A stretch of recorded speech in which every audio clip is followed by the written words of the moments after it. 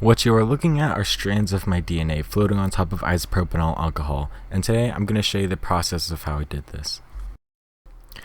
But before we extract DNA from my saliva, let's extract DNA from some strawberries.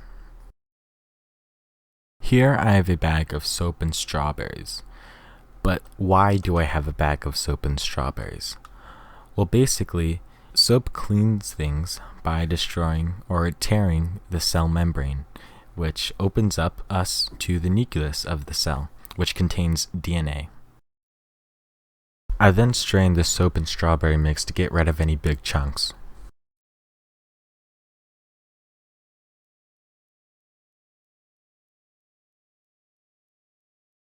I then poured in some isopropanol alcohol because DNA is less dense, so it'll float to the top, and cell waste is more dense, so it'll settle at the bottom. Make sure not to use water because DNA is soluble in water. I then stirred and transferred it to a smaller beaker so I wouldn't have to reach to the bottom of the larger beaker to collect it.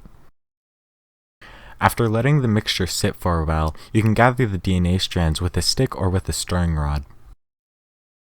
After spitting into a graduated cylinder for a long time, we have gathered 7 milliliters of saliva.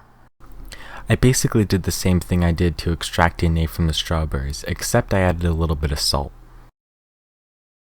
I then added the isopropanol alcohol and waited. The DNA strands float to the top and seem to clump together and form a cool nebulous effect. I separated the DNA strands from the isopropanol alcohol, and if you want to store these, make sure that they are wet so they won't dry out, and make sure that they are in isopropanol alcohol so they will not dissolve.